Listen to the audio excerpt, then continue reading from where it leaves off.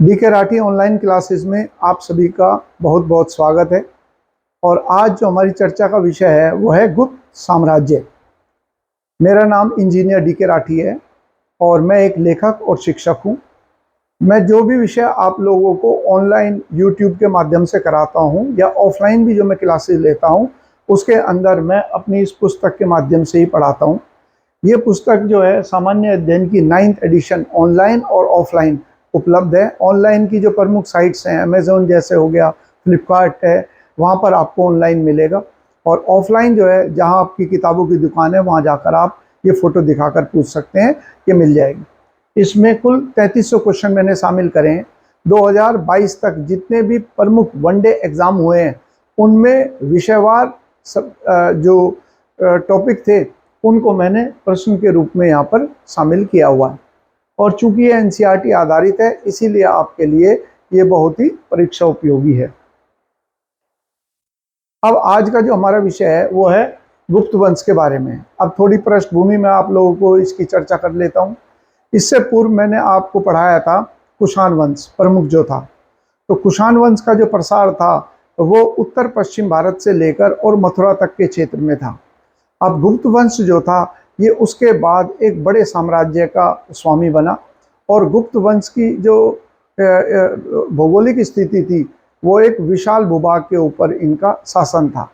अब इतने बड़े साम्राज्य में जिसमें संपूर्ण उत्तर भारत शामिल था और जैसे कि हम पूर्व में भी पढ़ चुके हैं कि मगध महाजनपद के लिए के कारण विस्तार का कारण क्या था या उनका अखिल भारतीय स्तर पर एक बड़ा साम्राज्य स्थापित करने में मगध की भौगोलिक परिस्थितियां भी लाभकारी थी। उसी प्रकार से क्योंकि ये जो क्षेत्र है जहाँ पर इनकी राजधानी थी पाटलिपुत्र, ये मगध का ही क्षेत्र है, तो जाहिर बात है भौगोलिक परिस्थितियों ने गुप्त सम्राटों की इस महत्वाकांक्षा को आगे बढ़ाने में मदद करी जिससे वो संपूर्ण उत्तर भारत में राज्य स्थापित कर पाए।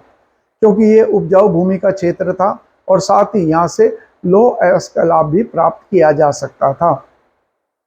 और इस साम्राज्य के बारे में हालांकि हम लोग जब इसके पतन के बारे में पढ़ेंगे तो ये देखेंगे कि सबसे बड़ी जो खामी थी इनकी वो खामी थी इन्होंने विकेंद्रीकरण की शक्तियों को बढ़ावा दिया, जिसकी वजह से गुप्त साम्राज्य के पतन के बाद संपूर्ण उत्तर भारत छोटे छोटे राज्यों में विभाजित हो गया था। तो यहाँ पर शुरुआत करते हैं गुप्त साम्राज्य की। गुप्त साम्राज्य के अंदर जो शुरुआत है ये क्वेश्चन एग्जाम के अंदर पूछा गया है, एसएससी की परीक्षा में ही सही पूछा गया है। और जैसे मैंने पूर्व में भी आपको बताया हुआ है कि आप लोग हमेशा जब भी कोई संस्थापक होगा किसी वंश का उसके बारे में आपको सवाल जरूर याद रखना है। यानी कि सबसे पहला जो संस्थापक है इसका है श्रीगुप्त, उसके बाद आता है घटोत्कच इसका पुत्र, और घटोत्कच का बेटा जो था वो था चंद्रगुप्त प्रथम। अब यहाँ पर यह बात ध्यान देने योग्य है कि पहला शासक तो हम कहेंगे श्रीगुप्त, लेकिन अगर सवाल आता है कि गुप्त वंश का वास्तविक संस्थापक किसे माना जाता है तो चंद्रगुप्त प्रथम के समय पर ही गुप्त साम्राज्य की स्थायित्व प्राप्त हुआ और यही पहला शासक था जिसने गुप्त वंश के पहले स्वतंत्र सिक्के जारी करे। तो जैसे हम सल्तनत काल के अंदर पढ़ते हैं कि वास्तविक संस्थापक जो है वह कौन था, तो हम ये करते हैं 1206 में सल्तनत काल की शुरुआत हुई, लेकिन वास्तविक संस्थापक के रूप में हम जो नाम लेते हैं वह अलग शासक का लेते हैं। उसी प्रकार से संस्थापक तो ये होगा लेकिन वास्तविक संस्थापक जो है चंद्रगुप्त प्रथम होगा। इनका जो शासनकाल है गुप्त सम्राटों का ये कहाँ से है, 319 से लेकर ईस्वी से लेकर और 550 ईस्वी तक का जो समय है ये समय गुप्त साम्राज्य का है। तो इसके बाद जो है वो गुप्तों का जो पतन है वह हो गया और उसके बाद कुछ उत्तरकालीन गुप्त राजा जरूर हुए, लेकिन इनकी जो विशेषताएं थी या हम कहें इस साम्राज्य का जो उत्कर्ष था वो 550 के अंदर समाप्त हो गया। साथ ही साथ एक पॉइंट और इसके अंदर लिखा हुआ है जो फिर आप लोगों को ध्यान रखना है कि साम्राज्य की जो है 2 राजधानियां थी। कौन सी, एक तो पाटलिपुत्र और दूसरी जो है उज्जैन। अब यहाँ पर मैं आपको दिखा देता हूँ भौगोलिक नक्शे के ऊपर कि क्या ये इनकी भौगोलिक स्थिति क्या थी। तो यहाँ पर जैसे मैंने दिखाया हुआ, ये रेड कलर से अगर आप देख रहे हैं तो रेड कलर जो मैंने दिखाया हुआ, ये पूरा पूरा क्षेत्र जो है, जब ये गुप्त साम्राज्य उत्कर्ष पे था, चरम पे था, तो ये संपूर्ण क्षेत्र जो था, जिसमें आप देख रहे हैं बिहार, झारखंड, छत्तीसगढ़ का कुछ हिस्सा, पश्चिम बंगाल, संपूर्ण उत्तर प्रदेश, क्योंकि ये कौन से हैं, ये गंगा जी बनी हुई है, तो जो गंगा जी का मैदान है वो पूरा का पूरे मैदान के ऊपर इनका अधिकार था। उसके बाद जाएं तो संपूर्ण पंजाब, हरियाणा, राजस्थान, और ये जो क्षेत्र है जो आज नापाक में पड़ता है, वो क्षेत्र भी इनके अधिकार में था। और यदि पश्चिम की ओर जाएंगे तो राजस्थान, गुजरात और महाराष्ट्र के कुछ हिस्से थे। आप कह सकते हैं कि ये नदी जो है नर्मदा नदी है, नर्मदा नदी के उत्तर का संपूर्ण क्षेत्र जो था, ये इस पूरे उत्तर भारत के स्वामी थे।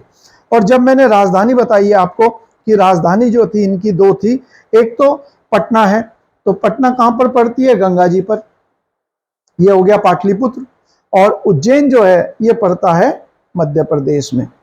ये इनकी दो राजधानियों का उल्लेख किया है। तो इस प्रकार का सवाल जरूर आ सकता है।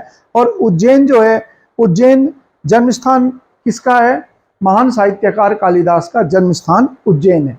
इसीलिए आप देखते होंगे कि हमारे यहाँ प्रतिवर्ष जो है एक पुरस्कार दिया जाता है, कालिदास सम्मान, जो सांस्कृतिक क्षेत्र में उपलब्धि के लिए मध्य प्रदेश की सरकार के द्वारा दिया जाता है। तो उसका कारण यही है क्योंकि कालिदास का जन्म स्थान जो है मध्य प्रदेश का उज्जैन, मध्य प्रदेश का उज्जैन नगर है।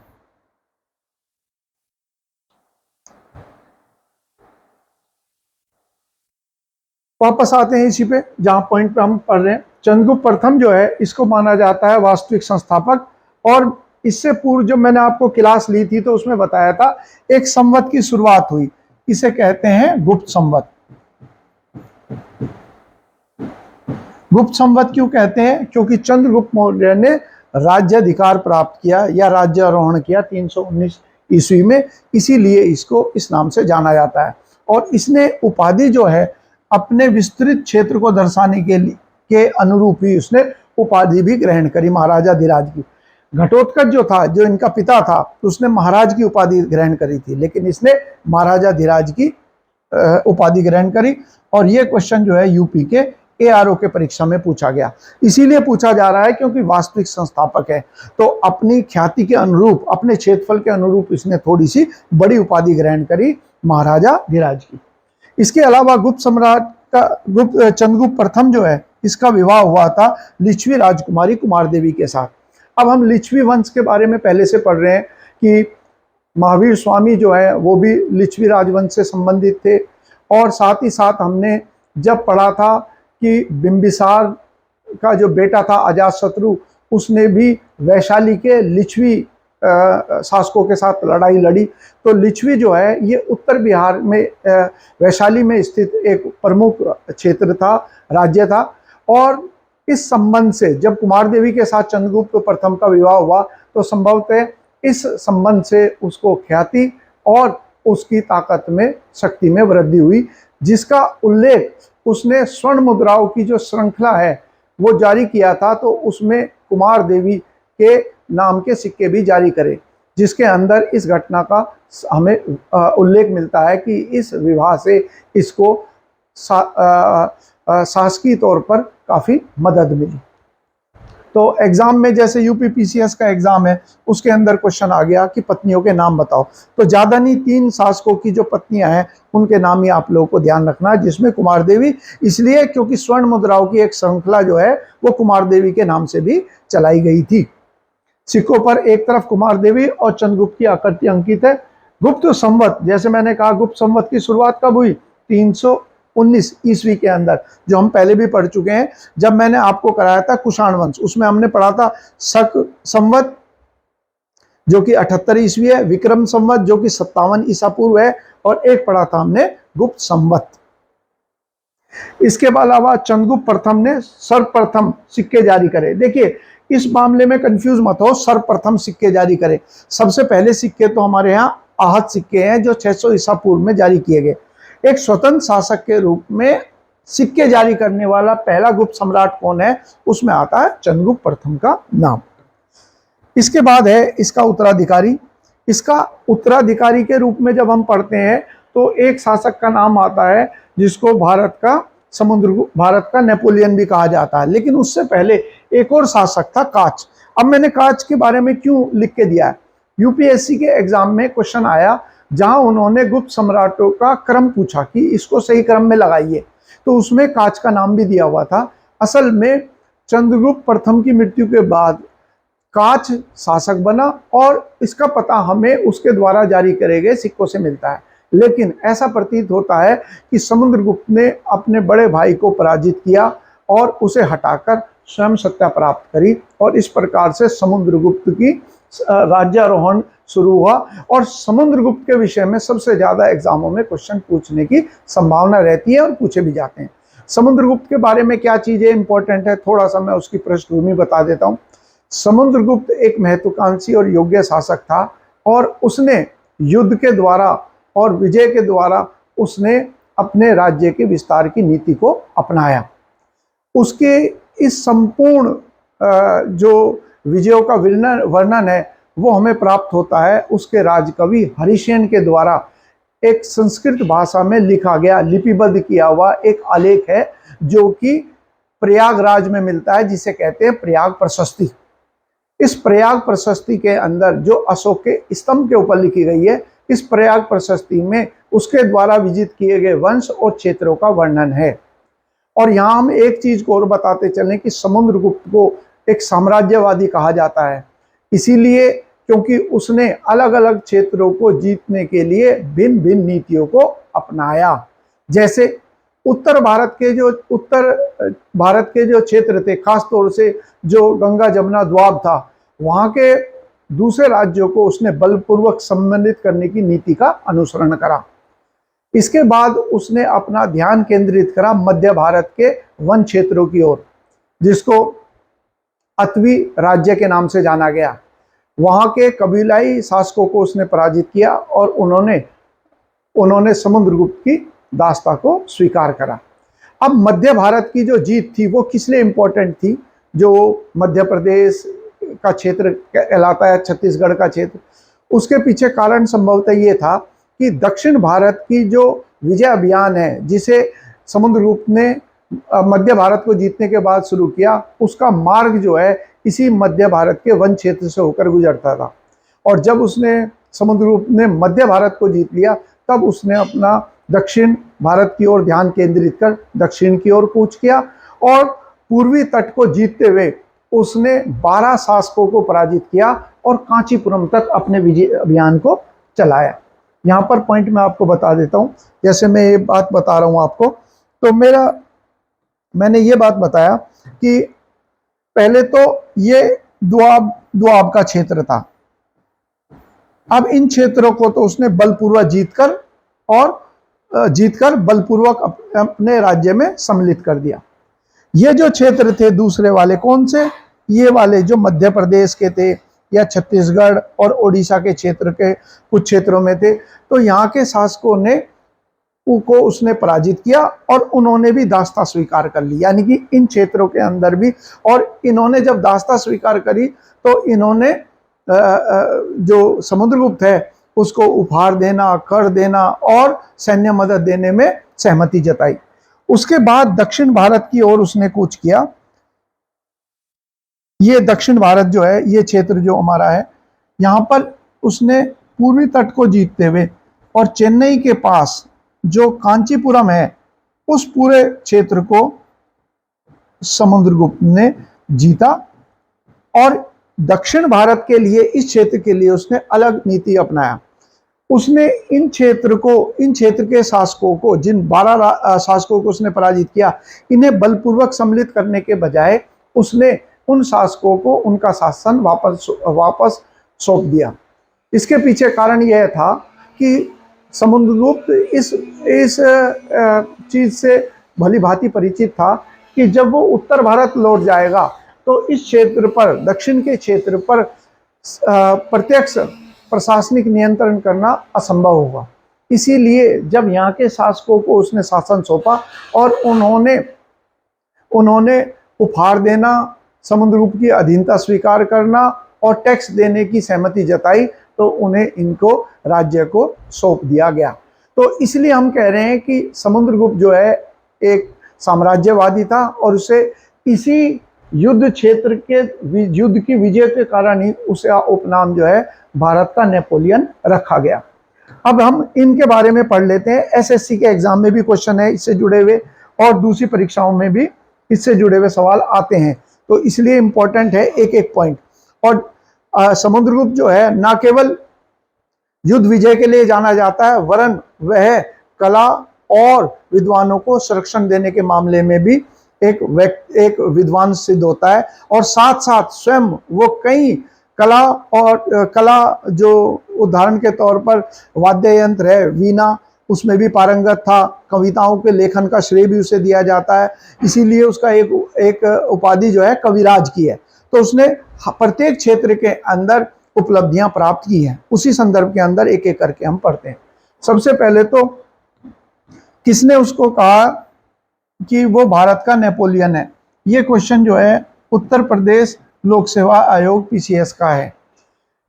कई ऐतिहासिक सिक्कों में समुद्रगुप्त को भारतीय वाद्य जिसे वीणा कहते हैं उसको प्ले करते हुए या उसमें पारंगत होते हुए या उसको बजाते हुए दिखाया गया। इसीलिए और साथ ही कई साहित्यिक रचनाओं का श्रेय भी समुद्रगुप्त को दिया जाता है। यही कारण है एसएससी के एग्जाम में सवाल आया कौन से शासक को कविराज भी कहा जाता है? समुद्रगुप्त उत्तर होगा। और दूसरा पॉइंट हो गया कि उसने अपने आप को बताया लिच्छवी दोहित्र। जैसे मैंने आपको अभी बताया था कि जो लिच्छवी है ये बिहार के वैशाली के अंदर एक प्रमुख राजतंत्र था और इससे वैवाहिक संबंध होने के बाद ही हम देखते हैं चंद्रगुप्त प्रथम जो है उसकी शक्ति में अत्यधिक वृद्धि हुई। और चूंकि हम वैदिक काल से ही देखते हैं कि जो गाय और गाय से जुड़े हुए कार्य थे उन शब्दों का प्रयोग किया जाता था। किस रूप में? जैसे पुत्री जो है उसे कहा जाता है दुहित्री और जो पुत्र था उसे दोहित्र यानी कि दूहने वाला यानी कि दूध निकालने वाला।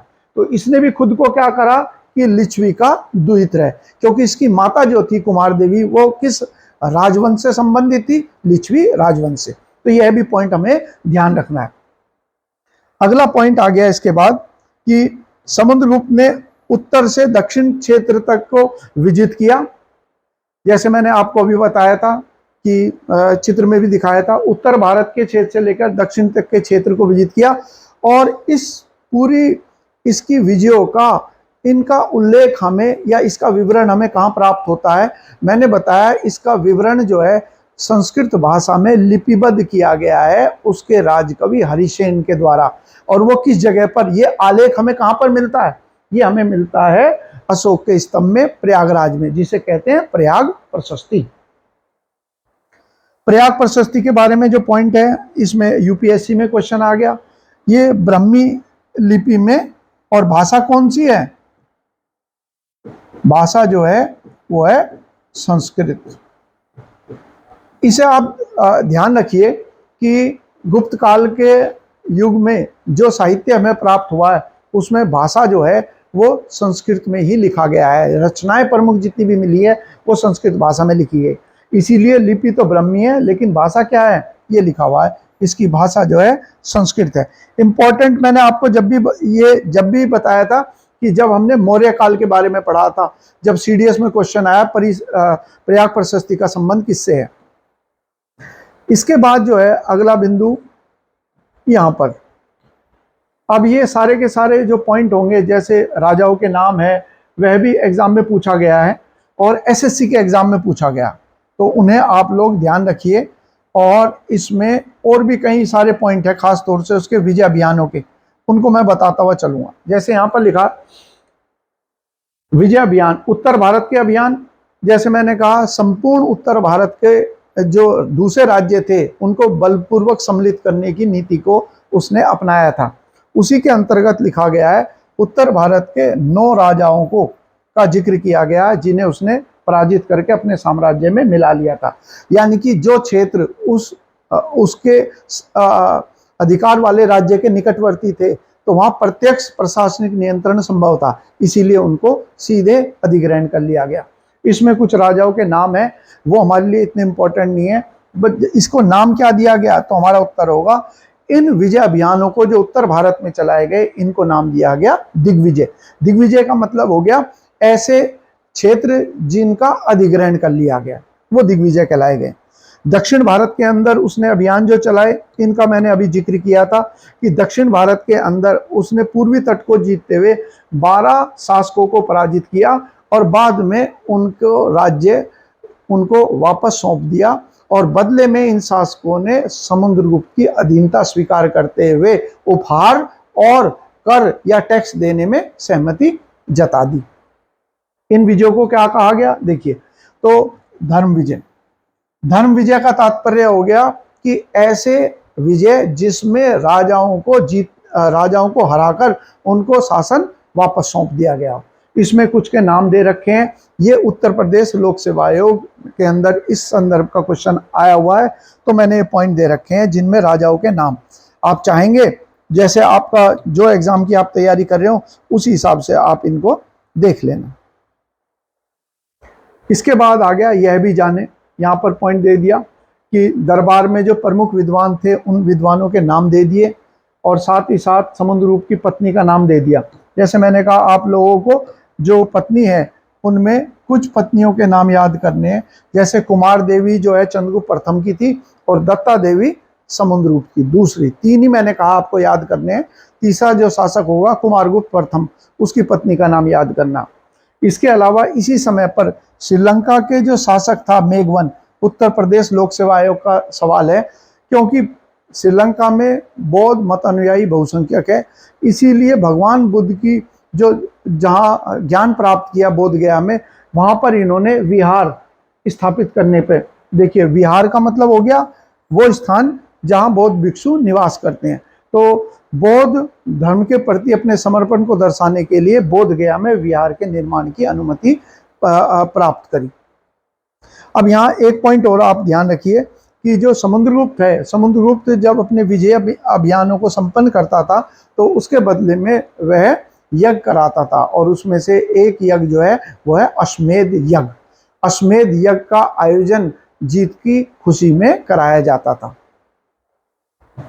तो जब ये बात आएगी कि अश्वमेध यज्ञ का आयोजन किस किस ने करा, तो हमारा उत्तर क्या होगा? हमारा उत्तर होगा, मैंने कल भी जो पिछला लेक्चर आपको कराया था उसमें भी मैंने इसका उल्लेख कर रखा है कि अगर हम बात करेंगे जो अश्वमेध यज्ञ है, तो मैंने आपको प्राचीन काल के कुछ शासकों के नाम बताए थे जिन्होंने अश्वमेध यज्ञ कराया। पुष्यमित्र शुंग का नाम कराया था, उसके बाद मैंने आपको समुद्रगुप्त का उल्लेख किया था, फिर मैंने आपको बताया था प्रवरसेन जिसने 4 अश्वमेध यज्ञ कराए, और जब हम आधुनिक काल मध्यकाल पढ़ेंगे तो उसमें राजा जयसिंह का नाम आएगा जो जयपुर के संस्थापक है। उनका सवाल यूपीएससी में आया था कि आखिरी बार अश्वमेध यज्ञ का साक्ष्य हमें किस शासक से शासन के काल में मिलता है, तो वहां पर राजा जयसिंह का नाम आएगा जो औरंगजेब का समकालीन है। अब समुद्रगुप्त की मृत्यु के बाद उसका पुत्र रामगुप्त शासक बना, परंतु रामगुप्त को हटाकर उसकी जगह आया चंद्रगुप्त द्वितीय। अब इसके बारे में जो घटना है, उस घटना के बारे में ऐसा बताया गया है कि रामगुप्त के समय पर जो उसके राज्य पर आक्रांताओं ने हमला किया, और आक्रांताओं ने इस युद्ध को समाप्त करने के लिए रामगुप्त के सामने यह शर्त रखी कि वो अपनी पत्नी को उस विदेशी आक्रांता के कक्ष में भेजे, और रामगुप्त इस पर सहमत हो गया, जिसकी वजह से उसका जो भाई था चंद्रगुप्त द्वितीय की उपाधि जिसने ग्रहण करी, वह इससे बहुत क्रोधित हुआ और उसने अपने भाई रामगुप्त की हत्या कर दी, और उसने आक्रांता के कक्ष में एक स्त्री के वेश में जाकर उसकी भी हत्या कर दी, और इस प्रकार से वह एक चंद्रगुप्त द्वितीय के उपाधि के साथ शासक बना।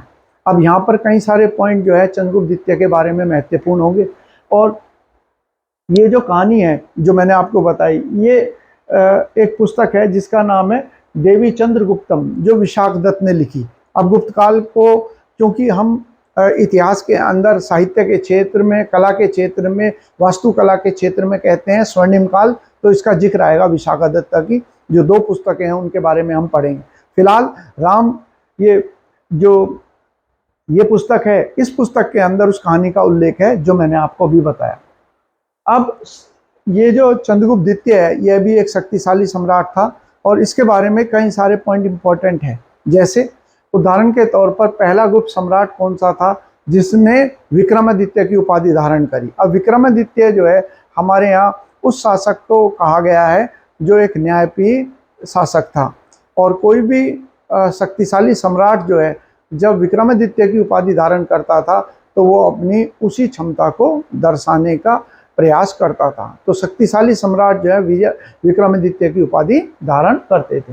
तो यहाँ पर विक्रमादित्य वाला पॉइंट। इसके अलावा अन्य उपाधियां भी, क्योंकि यूपी के ARO के एग्जाम में चंद्रगुप्त प्रथम की महाराजा धीराज की उपाधि का सवाल आ चुका है, तो मैंने यहाँ पर भी शामिल किया। परम भागवत, शशांक, देवराज, देवगुप्त और विक्रमांक, ये उपाधियां थी। और मैंने कहा कि चंद्रगुप्त द्वितीय जो है हमारे किसी भी परीक्षा के अंदर दो शासक बहुत ही महत्वपूर्ण है, जो इनमें नाम, एक तो समुद्रगुप्त का हमने पढ़ चुके, और उससे भी ज़्यादा इंपॉर्टेंट जो मुझे लगता है वो है चंद्रगुप्त द्वितीय। तो एक एक पॉइंट जो है हम याद करते हुए चलेंगे। अब इसके बाद है उसकी पत्नी का नाम और उसकी पुत्री का नाम। असल में ये उल्लेख इसलिए किया गया है कि इसकी जो पत्नी थी उसका नाम था कुबेरनाग, और इसकी बेटी जो थी प्रभावती।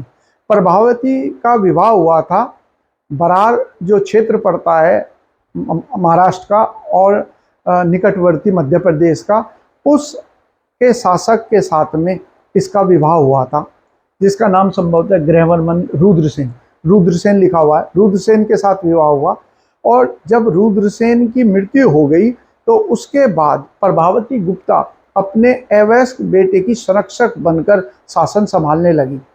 और इसी दौरान चंद्रगुप्त द्वितीय ने अपनी पुत्री का सहयोग पाकर पश्चिमी क्षेत्र में 300 वर्षों से जिनका शासन था वो कहलाते थे शक राज्य, उनकी सत्ता को समाप्त करके उसका अधिग्रहण कर लिया।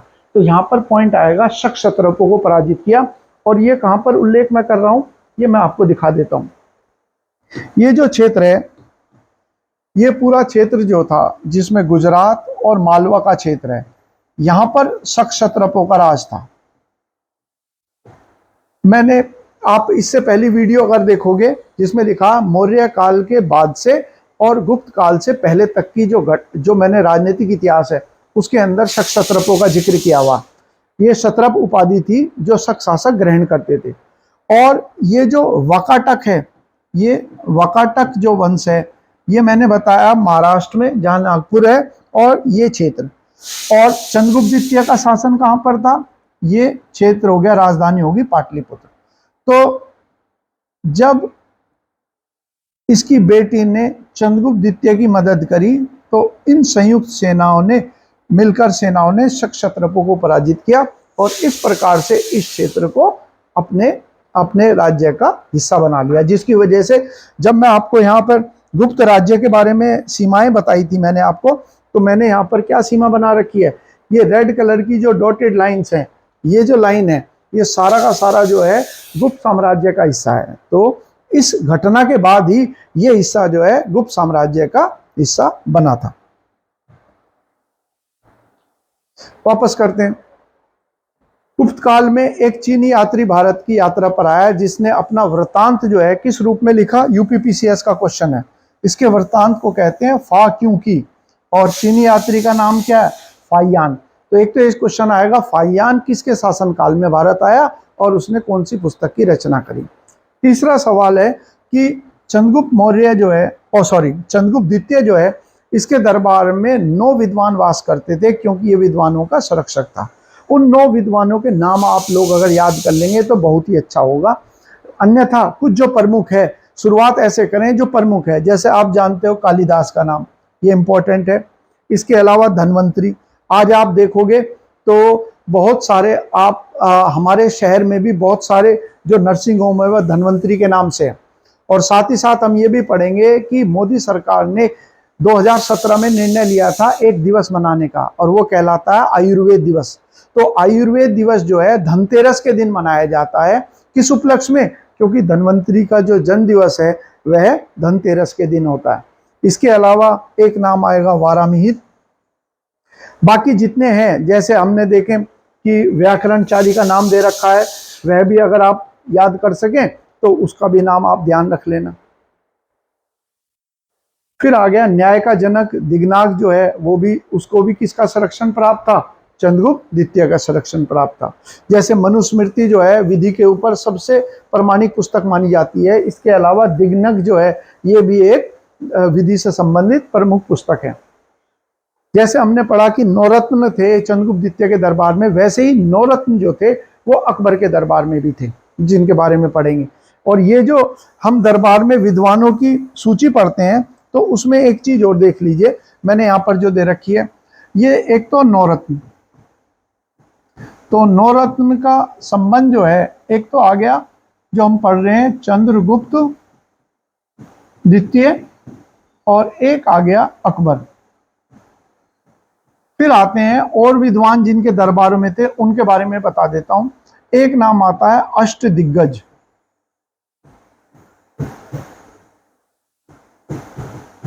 अष्टदिग्गज जो है 8 विद्वान थे, किसके दरबार में? राजा कृष्णदेव राय। राजा कृष्णदेव राय जो है ये विजयनगर साम्राज्य के सबसे शक्तिशाली शासक थे, और इनका समय काल वही है कि जब बाबर ने 1526 में हमला किया उत्तर भारत में, तो उस समय दक्षिण भारत में शासन जो है राजा कृष्णदेव राय का था। फिर आता है अष्टप्रधान। अष्टप्रधान जो है ये शिवाजी के 8 सलाहकार थे, शिवाजी महाराज के।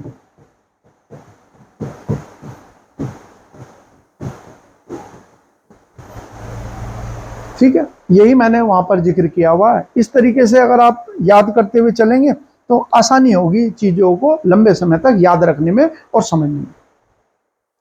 अब अगला जो शासक आया कुमारगुप्त प्रथम, तो एक और शासक, यानी कि 2 गुप्त सम्राट हो गए जिन्होंने अश्वमेध यज्ञ कराए। कौन कौन से? एक तो मैंने आपको बताया समुद्रगुप्त ने अश्वमेध यज्ञ कराया, और इसका उल्लेख जो है उसके द्वारा जारी करे गए स्वर्ण मुद्राओं में प्राप्त होता है। दूसरा जो है कुमारगुप्त प्रथम था जिसने अश्वमेध यज्ञ कराया, और इसका सबसे महत्वपूर्ण जो सवाल है वो है कि इसने एक प्रमुख विश्वविद्यालय स्थापित कराया जो बिहार के अंदर है, जिसको कहते हैं नालंदा विश्वविद्यालय। ये सबसे इंपॉर्टेंट पॉइंट एसएससी में आया हुआ नालंदा विश्वविद्यालय। और जब 1192 के अंदर तराइन के दूसरे युद्ध में मोहम्मद गोरी जीत गया, तो मोहम्मद गोरी का एक सेनापति था बख्तियार खिलजी।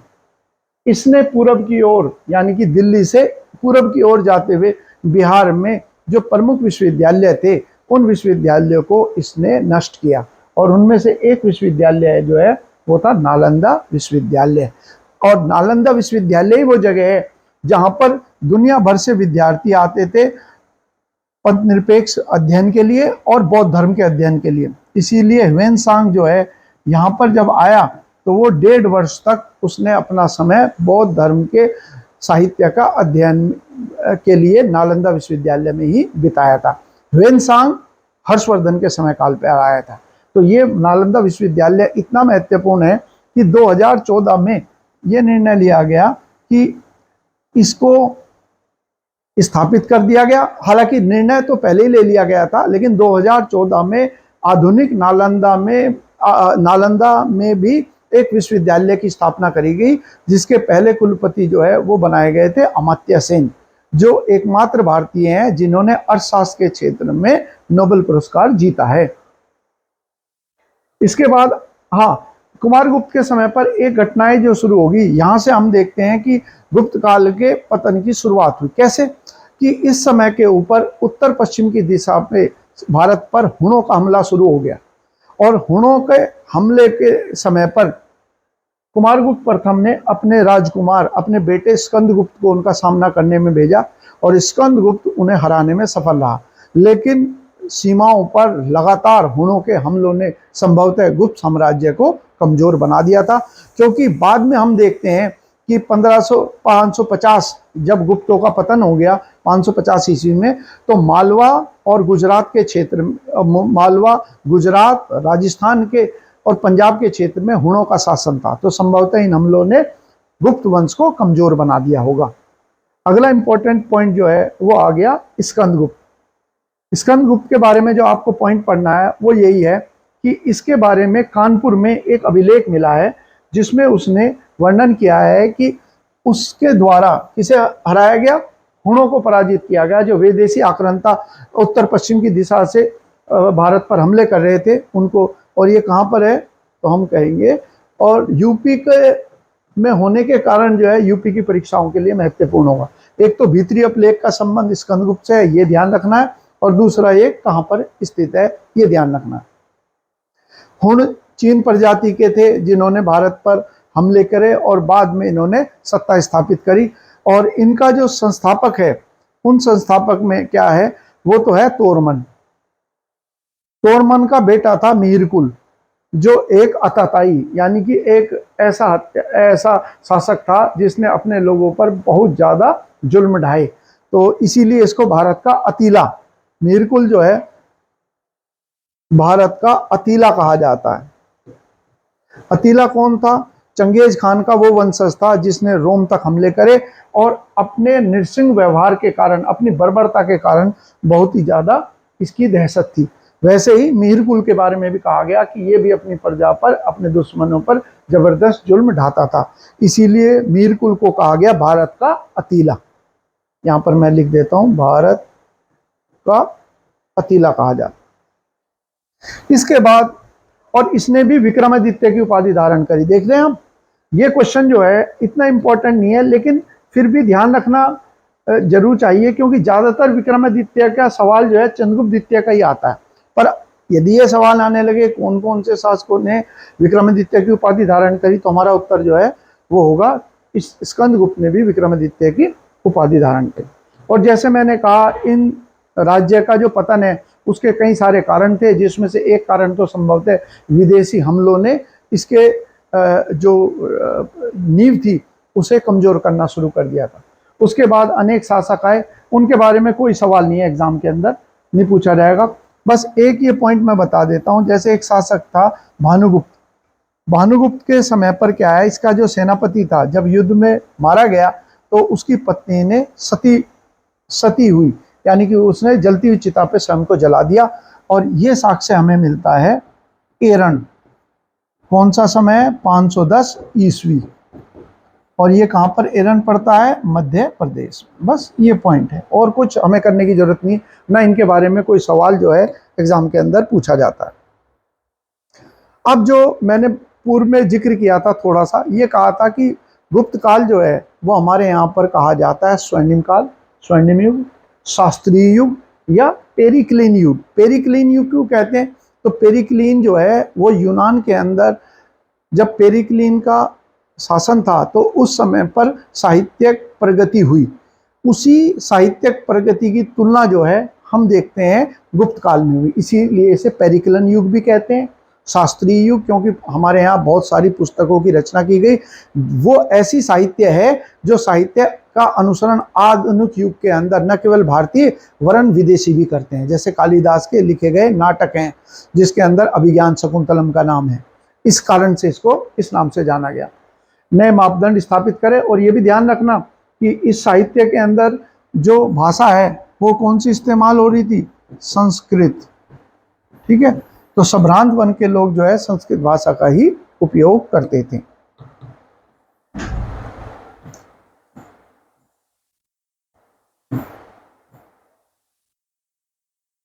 अब अगला पॉइंट जो है, अब यहाँ पर साहित्यिक रचनाओं में प्रमुख जो आता है वो किसको नाम आता है, वो नाम आता है कालिदास का। सबसे बड़ा नाम जो है हमारे यहाँ वो कालिदास है, और कालिदास के कई सारे उपनाम हैं। एक ब्रिटिश कवि है जिसको कहते हैं मिल्टन। मिल्टन का एक क्वेश्चन जो है एसएससी के एग्जाम में सवाल आया कि किसने ये कथन कहा है कि स्वर्ग में चाकरी करने से बेहतर है नरक में राज करना। मैं यहाँ पर लिख देता हूँ, स्वर्ग में चाकरी करने से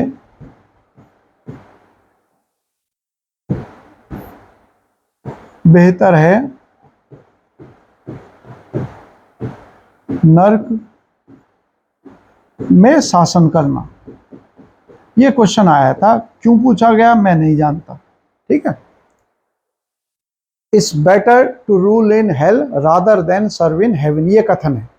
वैसे ही ब्रिटेन के अंदर एक जो नाटककार है उसका नाम है शेक्सपियर, क्योंकि कालिदास की हमें कविताएं भी मिलती हैं और उसके द्वारा रचित नाटक भी मिलते हैं, इसीलिए दो उपनाम जो है वो कालिदास के लिए इस्तेमाल हुए हैं। और इसके जो महाकाव्य हैं जो लिखे हैं ये जरूर याद करके जाने। महाकाव्य दो कौन कौन से हैं? रघुवंश और कुमार संभव। और हमारे साहित्य में जो महाकाव्य है वो रामायण और महाभारत को माना जाता है। दक्षिण भारत में जब मैंने आपको संगम काल कराया था तो बताया था दो किताबें, एक तो शिल्पदिक्रम और मणिमेखलाई, उन्हें दक्षिण भारत के महाकाव्य कहा जाता है। तो महाकाव्य की श्रेणी में जब बात आएगी, कालिदास का नाम लिखकर पूछेंगे तब हमारा उत्तर जो है वो होगा रघुवंश और कुमार संभव। इसके अलावा कविताएं मेघदूत और ऋतु संहार। नाटक जो है ये तो बहुत फेमस नाटक है, अभिज्ञान शकुंतलम के नाम से। इसके अलावा 3 नाटक हो रहे हैं, आप लोग ये लगा लीजिएगा, इसे इम्पोर्टेंट। एग्जाम में क्वेश्चन इस प्रकार के आएंगे कि कौन से महाकाव्य की रचना कालिदास ने करी है, उसमें विकल्प पूछेंगे तब हमारा आंसर होगा। नाटक का नाम देकर भी पूछ सकते हैं कि किसने ये लिखा है, जरूर याद करना। फिर है एक विष्णु शर्मा की पंचतंत्र। पंचतंत्र वो कहानियों का संग्रह है जिसे अरब आक्रमणकारी अपने साथ जब ले गए और फिर वहां से ये यूरोप पहुंच गई, तो इसके ऊपर एक किताब लिखी गई जिसको कहते हैं अरेबियन नाइट्स। तो अरेबियन नाइट्स के अंदर जो कहानियां हैं वह कहानियां मूलतः कहां से ग्रहण करी गई है? हमारी पंचतंत्र से, एक याद करना है। फिर आ गया शूद्रक, इंपॉर्टेंट लगा लेना, शूद्रक की किताब का नाम है मरचकटिका। फिर आ गया अगला इंपॉर्टेंट क्वेश्चन जो एग्जाम में पूछा जा सकता है और पूछा जाता है, मैं उन्हीं के ऊपर जिक्र कर रहा हूं, बाकी तो ये सारी इंपॉर्टेंट है जब मैंने यहाँ पर इनको शामिल किया है। जैसे वत्स्यायन की कामसूत्र है, और एक इंपॉर्टेंट मैंने कहा था विशाखादत्त, इसकी 2 किताबें मुद्रा राक्षस और देवी चंद्रगुप्तम। याद कीजिए जब मैंने मौर्य वंश कराया था तो लिखा था मौर्य वंश के लिए जो पंथ निरपेक्ष साहित्य है जहां से हमें मौर्य वंश की जानकारी मिलती है उसमें मुद्रा राक्षस है। ये कहानी आधारित है उस विषय के ऊपर कि कैसे चाणक्य की सूझबूझ से और उसकी सलाह से चंद्रगुप्त मौर्य ने मगध राज्य को प्राप्त किया था। इसके अलावा देवी चंद्रगुप्तम मैंने बता ही दिया कि रामगुप्त को चंद्रगुप्त द्वितीय ने पराजित किया और हत्या कर दी और उसके बाद राजगद्दी अपनाई, क्योंकि चंद्रगुप्त जो रामगुप्त था उसने अपनी पत्नी को विदेशी आक्रांतक के कक्ष में भेजने की अपमानजनक जो शर्त थी उसे स्वीकार कर लिया था। अगला पॉइंट है, क्योंकि हम इसे कह रहे हैं कि ये युग जो है हमारे यहाँ किसका युग है? शास्त्रीय युग है या फिर क्लासिकल युग है या पेरिक्लिन युग है। तो उसी में जो हमारे यहाँ पर एक धार्मिक साहित्य है जिनको पुराण कहते हैं, जिसमें देवी देवताओं के माध्यम से धर्म अधर्म आत्मा आदि का चिंतन किया गया और इसके अलावा संसार की उत्पत्ति और देवताओं और ऋषियों के बारे में भी हमें पुराणों में उल्लेख मिलता है। तो कुल मिलाकर 18 पुराण हैं, उनमें से जो प्रमुख पुराण हैं उनका संकलन पूर्ण किया गया गुप्त काल में, इसीलिए पुराणों की रचना जो है वो भी पूर्ण हुई इसी में। इसके अलावा रामायण महाभारत और श्रीमद् भगवत गीता तीनों की रचनाओं को संकलित करके आज का स्वरूप जो है वो गुप्त काल में ही प्रदान किया गया था। तो इसमें ध्यान रखें कि यहाँ पर हमारी पंचतंत्र की जो कहानियाँ हैं उनकी महत्व को दर्शाया गया है कि ये जो है वो कई भाषाओं के अंदर इसका अनुवाद किया गया है। इसके अलावा रामायण और महाभारत इंपॉर्टेंट है। महाभारत इसलिए इंपॉर्टेंट है कि महाभारत का जो दूसरा नाम है जय संहिता, ये पूछ लिया जाता है। इसके अलावा जब इसमें 1 लाख श्लोक थे तब इसको कहते थे सत संहिता। शतक कहते हैं बच्चों क्रिकेट के अंदर सोरन को, तो जब इसके अंदर इतने श्लोक थे तो इसको कहते थे सत संहिता, फिर जय संहिता कहा गया। इसके रचनाकार कौन है? वेद व्यास। वेद व्यास ने किसकी रचना करी? इसके अलावा पुराणों की रचना का श्रेय भी किसे दिया जाता है? वेद व्यास को। ध्यान रखना ये पॉइंट को। और साथ ही साथ भगवत गीता, श्रीमद् भगवत गीता का संकलन जो है वो भी गुप्त काल में ही पूरा हुआ। एक क्वेश्चन जो है ये आया यूपीएसआई के 2018 के एग्जाम में, जब ये पूछा गया कि इसका अंग्रेजी में अनुवाद जो है वो किसने करा, महाभारत का अंग्रेजी में अनुवाद, तो नाम दे रखा किसरी मोहन गांगुली। ये क्वेश्चन जो है यूपी और UP police SI sub inspector 2018 में यह क्वेश्चन आ चुका है, ध्यान रखना। इसके अलावा यहाँ पर दूसरा पॉइंट दे रखा है, वो दे रखा है कि रामायण। देखिए दो हमारे यहाँ रामायण है, एक तो रामचरितमानस है और एक रामायण है। जितनी विसंगतियां या ऐसी कहानियां जिनका विधर्मी मजाक उड़ाते हैं, वो सारी की सारी जो है वो अकबर के शासनकाल के दौरान एक विद्वान हुआ है तुलसीदास, उसने किताब लिखी है, उन्होंने किताब लिखी है रामचरितमानस। इसके अंदर चीज़ें जो हैं वो कई रूप में अतिशयोक्ति के रूप में है और ज़्यादातर प्रचलित जो है वो यही है, जिसकी वजह से हमारे सनातन धर्म के बारे में कई तरीके की शंकाएं पैदा होती है, आरोप लगते हैं। परंतु जो अगर हम कहें प्रमाणिक पुस्तक है रामायण, वो लिखी थी ऋषि वाल्मीकि ने। तो ध्यान रखिएगा, ऋषि वाल्मीकि वो है जिनके आश्रम में सीता माता अपने 2 बच्चे लव और कुश के साथ रहती थी। तो अपनी आंखों देखे जो रचना लिखी गई है वो रामायण जो है वो ऋषि वाल्मीकि ने लिखी है और अकबर के समकालीन तुलसीदास ने रामचरितमानस की रचना करी। अब चूंकि महाभारत के अनुवाद का सवाल आ चुका है एग्जाम में, तो मैंने यहाँ पर क्षेत्रीय भाषा में रामायण, देखिए रामायण और महाभारत ऐसे 2 महाकाव्य है जिसने पूरे भारत के सनातनियों को जोड़ने का काम करा है।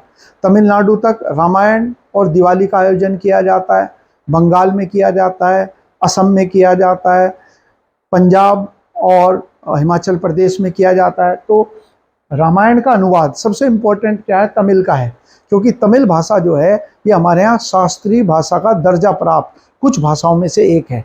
और दक्षिण भारत के अंदर जो पहला तमिल भाषा में साहित्य लिखा गया था वो मैंने बताया था, वह कहलाता है संगम साहित्य। संगम काल के वीडियो में आप उसके बारे में पढ़ सकते हैं। तो ये सबसे इम्पोर्टेंट जो है वो तो यही वाला है, कम्बन नाम के विद्वान का नाम, इसे ध्यान रखना आप। हालांकि कंबन जो है ये चोल वंश का के दरबार में था, वो चोल जो मध्यकाल से पहले तक दक्षिण भारत में शासन कर रहे थे, ना कि मौर्यकालीन चोल। तो चोल जो वंश है ये 2 समय पर आएगा, एक तो मौर्य काल के समय पर था और एक जो आएगा फिर आएगा दक्षिण भारत के अंदर हर्षवर्धन के बाद और पल्लवों के बाद दक्षिण भारत में, और इनका शासन जो है वो मध्यकाल में मुस्लिमों आक्रांताओं के समय तक चल रहा था। इसके अलावा एकनाथ, मराठी याद कर लीजिएगा, वो इसलिए याद हो जाएगा क्योंकि इस टाइम जो मुख्यमंत्री है महाराष्ट्र के वो है एकनाथ शिंदे। तो महाराष्ट्र में एकनाथ ने लिखा, रचना करी है।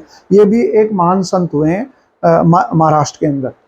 बंगाली में कृतिबस ओझा, तेलुगु में रंगनाथ और कन्नड़ में इन्होंने नरहरि। जरूर याद कर लीजिए, पता होना चाहिए, एग्जामों में संभावना है पूछा जा सकता है। विज्ञान के क्षेत्र में विकास, तो हमने यहाँ पर देखा कि जो धातु के क्षेत्र में और रसायन के क्षेत्र में अत्यधिक विकास या अनेक उपलब्धियां हमें इस काल में प्राप्त होती हैं। धातु के क्षेत्र में तो हम कह सकते हैं कि जो दिल्ली के महरौली में लोहे का एक स्तंभ मिला है कुतुब मीनार के पास, जो इतनी शताब्दी समाप्त होने के बाद भी आज तक जंग रहित बना हुआ है, खुले क्षेत्र में स्थापित होने के बावजूद, यानी कि खुले आसमान में ही वो स्थापित किया गया और इतने समय काल के बीतने के बाद भी आज तक उसमें जंग नहीं लगा है। तो जिस रसायन का इस्तेमाल किया गया होगा वो संभवतः विशिष्ट रहा होगा और जिसके बारे में आज भी आधुनिक समय पर भी हम प्रयास कर रहे हैं कि कौन सा रसायन था जिससे इसे जंग रहित बनाया गया।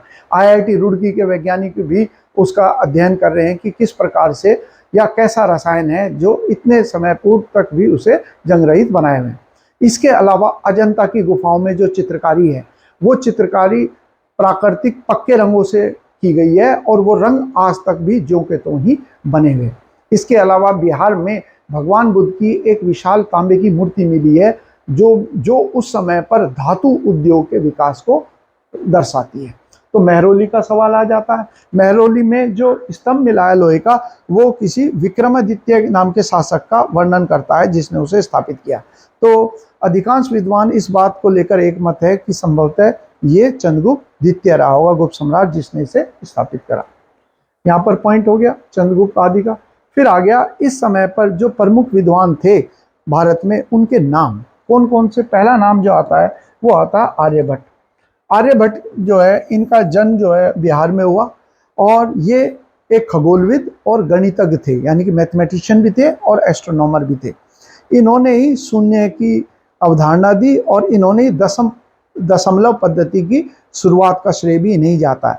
साथ ही ये पहले व्यक्ति थे जिन्होंने ये बताया कि पृथ्वी अपनी धुरी पर घूमती है और सूर्य के चक्कर लगाती है, जिसका बाद में कोपरनिकस को हम श्रेय देते हैं, जो पोलैंड के एक वैज्ञानिक थे जिन्होंने इसके पहली अवधारणा दी सौरमंडल की, यानी कि सूर्य केंद्र में और सब उसके चक्कर लगा रहे हैं।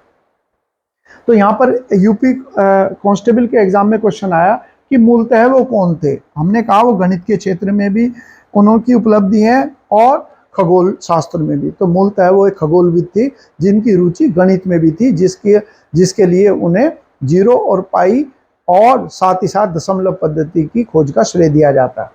इसके अलावा उन्होंने बिहार के अंदर तारेगन नाम का एक खगोल वेधशाला, तारेगन नाम की एक खगोलीय वेधशाला स्थापित करी।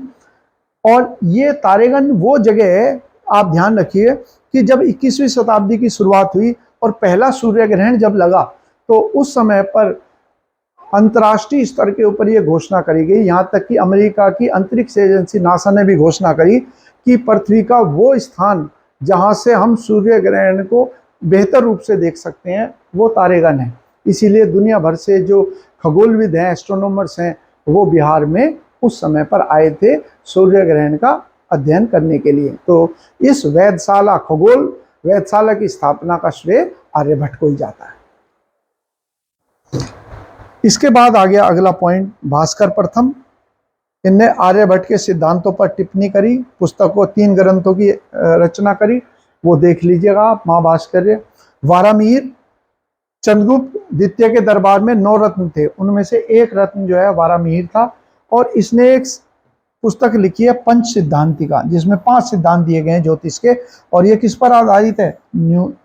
यूनानी ज्योतिष विद्या पर, यानी कि विदेशी जो भारत आए थे, जो हिंद यवन कहते हैं, उनसे संभवतः उनने कुछ चीजें समझी या ग्रहण की होगी, जिस पर यह पुस्तक लिखी गई। अगला जो इम्पोर्टेंट पॉइंट है, फिर आ गया यहाँ पर भास्कर द्वितीय। भास्कर द्वितीय का क्वेश्चन एसएससी के एग्जाम में आया। ये एक महान गणितज्ञ थे जिन्होंने अपनी बेटी लीलावती के नाम से एक किताब लिखी। ये क्वेश्चन आया, लीलावती के लेखक कौन है? और पुस्तक क्या थी? सिद्धांत शिरोमणि, जिसमें मैथमेटिक्स के कई विषय जो है शामिल किए गए, जिसमें से एक विषय का नाम जो है उन्होंने अपनी बेटी के नाम पर रखा, लीलावती। ब्रह्मगुप्त के बारे में जो क्वेश्चन आया, यूपी पीसीएस के अंदर विशेष भर्ती निकली थी, उसमें एक सवाल आया कि गुरुत्वाकर्षण बल का खोजकर्ता किसे माना जाता है। ये तो हम जानते हैं, आधुनिक समय पर हम फिजिक्स की किताब में पढ़ते हैं कि आइजैक न्यूटन ने गुरुत्वाकर्षण की खोज करी, परंतु उसके गुरुत्वाकर्षण के बारे में जिक्र हमें कहाँ से मिल जाता है? ब्रह्मगुप्त के द्वारा। इसीलिए यूपी पीसीएस में जब ये क्वेश्चन आया तो उसमें विकल्प और आंसर ब्रह्मगुप्त था। ब्रह्मगुप्त जो है प्राचीन काल का सबसे प्रसिद्ध गणितज्ञ, जैसे यहाँ पर लिखा हुआ है, सबसे प्रसिद्ध गणितज्ञ। और साथ ही साथ मैंने ये पॉइंट भी दे दिया कि गुरुत्वाकर्षण बल का खोजकर्ता। हालांकि अगर ये क्वेश्चन स्टैटिक जीके में आए तो आप आइजैक न्यूटन का ही नाम लिखेंगे, क्योंकि न्यूटन का ही विकल्प आएगा। यदि न्यूटन का विकल्प ना देकर ब्रह्मगुप्त का विकल्प दे, तब जाकर आप इसको आंसर लगाना, और नहीं तो यूपी के एग्जाम जो है उसमें रिपीट होने की संभावना रहती है, वहां तो आप आसानी से इसका उत्तर दे सकते हैं। फिर है वाग्भट की एक प्रसिद्ध किताब है अष्टांग हृदय। आज जो भी आयुर्वेदाचार्य का कोर्स करते हैं उनके लिए जो प्रमाणिक पुस्तक है जिससे वो अध्ययन करते हैं, वो वाग्भट की अष्टांग हृदय है। ये एक कौन थे? आयुर्वेदाचार्य। धन्वंतरी का मैंने आपको पॉइंट बता दिया था कि आयुर्वेद दिवस मनाने की शुरुआत किस लिए की गई? इनका जन्म जो है धनतेरस को होता है, इसीलिए हम देखते हैं आयुर्वेद दिवस हर साल अलग अलग तारीख को मनाया जाता है, क्योंकि अलग अलग तारीख पर धनतेरस पड़ता है। फिर अगला हो गया पशु चिकित्सा के क्षेत्र में कौन सा है? तो पाल्य काप्य का नाम दे रखा है, देख लेना, इतना इंपॉर्टेंट नहीं। सुश्रुत का सवाल जो है ये इंपॉर्टेंट है कि भारत में पहला सर्जन कौन है, या किसने सर्जरी की नींव रखी भारत में? तो सुश्रुत, और इन्होंने किताब लिखी है सर्जरी के ऊपर, उसे कहते हैं सुश्रुत संहिता। शल्य चिकित्सा का मतलब हो गया सर्जरी। व्यापार के क्षेत्र में इस समय पर ये जो दौर था ये समृद्धि का दौर था। खास तौर से जो प्रारंभिक गुप्त शासक थे उनके शासन काल में स्वर्ण मुद्राओं का जो उल्लेख मिलता है, जिन्हें दिनार कहते थे, उसमें स्वर्ण की मात्रा काफ़ी थी। हालांकि बाद में हमने चलकर देखा कि जो उत्तरवर्ती गुप्त शासक थे उनके शासन काल में जो स्वर्ण मुद्राएं हैं उनमें स्वर्ण की मात्रा लगातार घटती रही, और गुप्त काल के खत्म होने के बाद तो हमें मुद्राओं की प्राप्ति बहुत ही कम मात्रा में होती है। संभवतः उस समय पर बड़े पैमाने पर भूमिदान की प्रक्रिया शुरू होगी, जो शासन को सेवाएं देने के उपलक्ष्य में दी जाती होगी। तो यहाँ पर पॉइंट जो है, बस एक पॉइंट ध्यान रखना है। ये मैं आपको एक और चीज़ बता दूं कि आज जो है, आज हम देखते हैं कि जो ये क्षेत्र है जिसे हम कहते हैं ये दक्षिण पूर्व एशियाई देश, जिसके अंतर्गत जो मैं यहाँ पर थोड़ा बड़ा करके दिखा देता हूँ ताकि आप बेहतर रूप से समझ पाएँ। देखिए, ये जो सारा दक्षिण पूर्व एशियाई है देश, इसे इंडो चाइना कहते हैं। इंडो चाइना क्यों कहते हैं? क्योंकि बड़ी संख्या के अंदर गुप्त काल के दौरान भारतीय जो है व्यापार करने के लिए इन क्षेत्रों की ओर गए, जिन क्षेत्रों को आज हम कहते हैं इंडो चाइना, जिसमें हम नाम लिख सकते हैं लाओस, थाईलैंड, वियतनाम, कंबोडिया, और नीचे की तरफ देखेंगे मलेशिया। तो यहाँ आज बड़ी संख्या में भारतीय क्यों पाए जाते हैं और भारतीय संस्कृति का प्रभाव क्यों है? तो उसमें हम कह सकते हैं प्रारंभिक दौर जिसमें बड़ी संख्या में भारतीय इन क्षेत्रों में जाकर बसे, वो जो वंश है वो है गुप्त वंश, जिस दौरान व्यापारी व्यापार करने के लिए आ गए। उसके बाद आता है चोल वंश। चोल वंश के समय पर बड़े पैमाने पर दक्षिण भारत से, इंडोनेशिया से लेकर और इस पूरे क्षेत्र में व्यापारी बसे। इसीलिए इस क्षेत्र को इंडो चाइना कहते हैं, क्योंकि भारत और चीन दोनों की संस्कृति का प्रभाव जो है इन क्षेत्रों में आज हमें दिखाई देता है।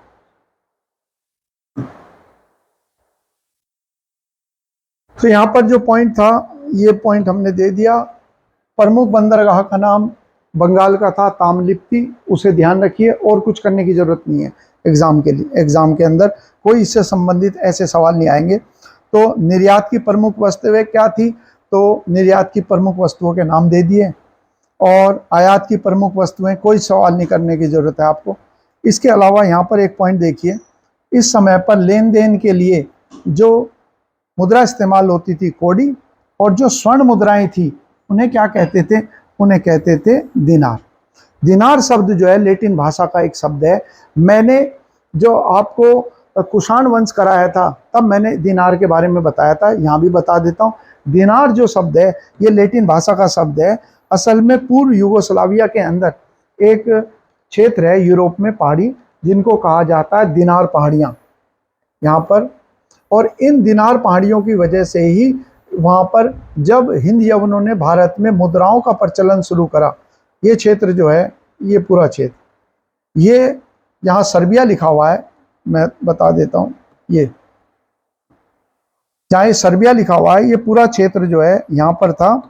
यहाँ पर मिलती हैं ये पहाड़ियाँ, इनको कहते हैं दिनार पहाड़ियाँ। ठीक है, इन दिनार पहाड़ियों, और यही लोग क्या कहलाते हैं? हिंद यवन, जिन्होंने भारत के उत्तर पश्चिमी हिस्सों पर कुछ समय तक राज भी किया। और सिकंदर जो आया था वो यूनान से आया था, जो लिखा हुआ है ग्रीस, यहाँ से वो आया था भारत में। तो सर्वप्रथम स्वर्ण मुद्राओं का जो प्रचलन है वो इनके द्वारा शुरू किया गया था, हिंद यवनों ने। और ये लोग इन दिनार पहाड़ियों के नाम पर इन मुद्राओं को दिनार कहते थे। इसीलिए प्राचीन काल के दौरान हमारे यहाँ स्वर्ण मुद्राओं को दिनार नाम से जाना गया।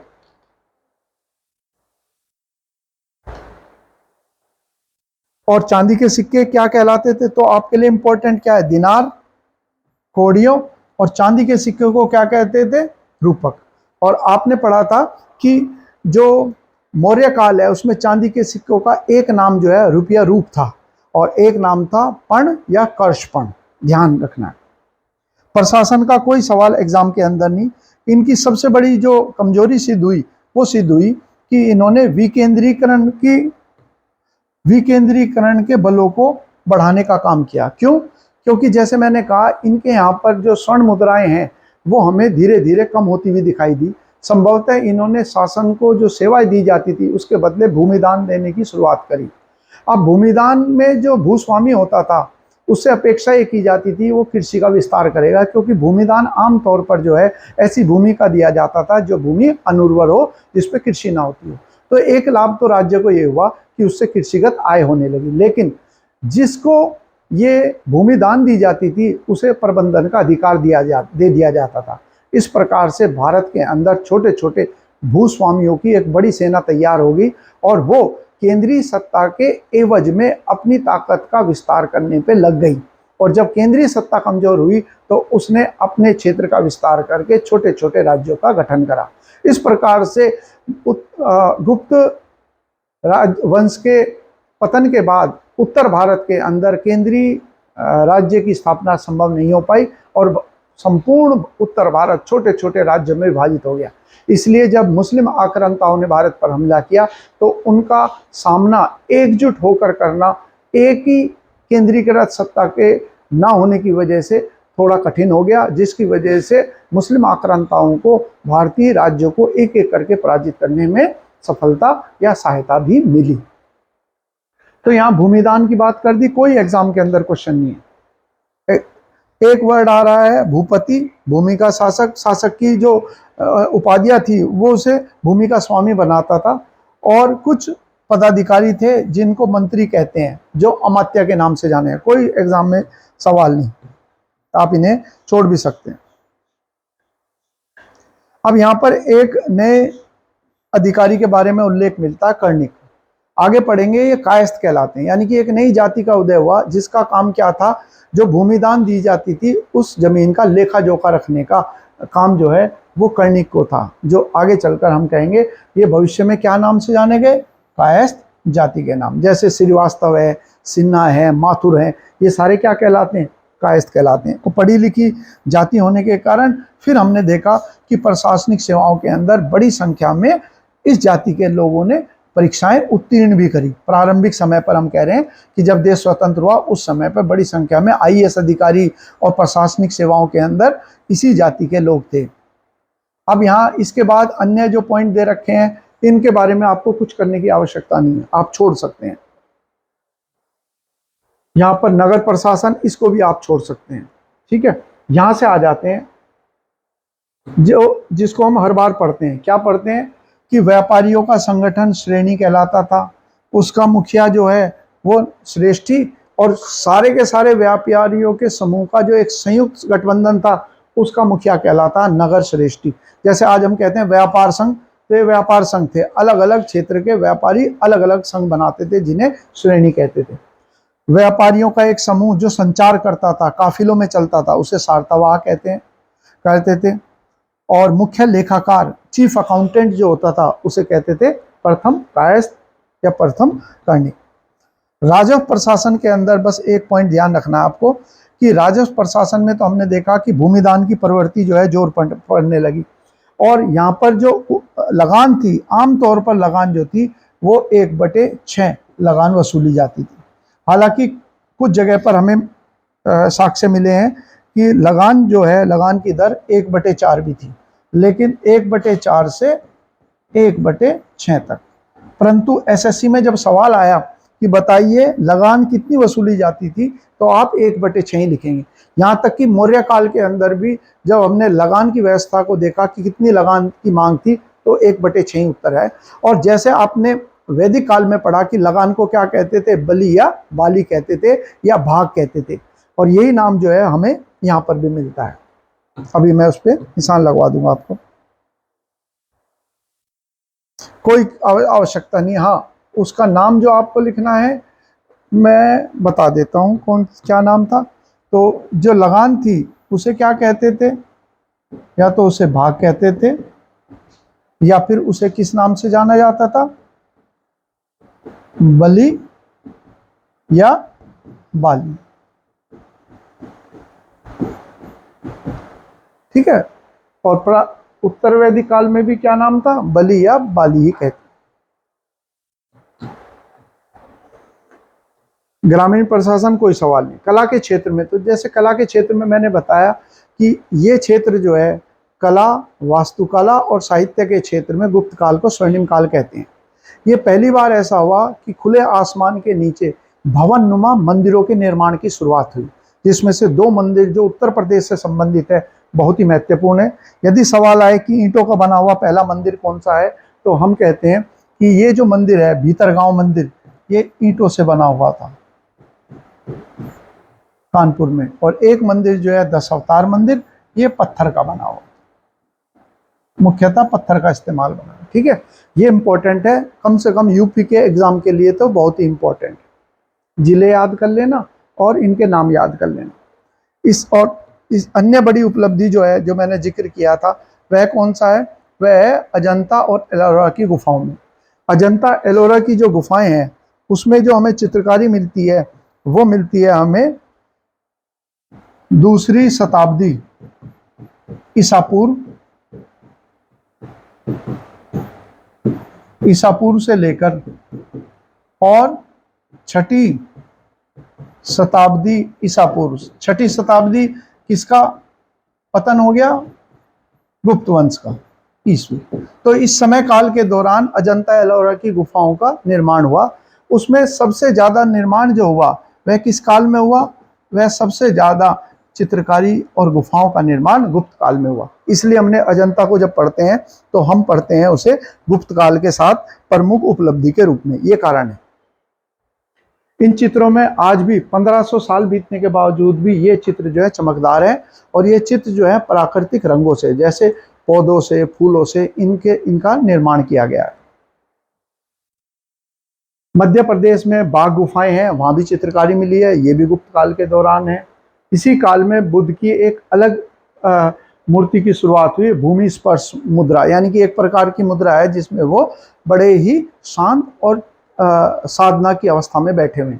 ये क्वेश्चन यूपी पीसीएस में।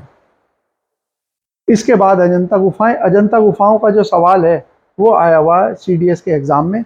आमतौर पर हम देखते हैं अजंता गुफाओं का जो विषय है वो भगवान बुद्ध और जातक कथाएं हैं। जातक कथाएं भगवान बुद्ध के पूर्व जन्मों की कहानियों का एक संग्रह है, वह विषय है। लेकिन इसमें पंथ निरपेक्ष या धर्म निरपेक्ष साहित्य, अर्थात जैसे पेड़ पौधे आदि हैं, उनको भी शामिल किया गया। तो यूपीएससी में यही क्वेश्चन था कि क्या केवल बौद्ध धर्म या धर्म से संबंधित चित्रकारी है? हम कहेंगे नहीं, इसके अंदर जो धर्म निरपेक्ष साहित्य है उसे भी स्थान दिया गया।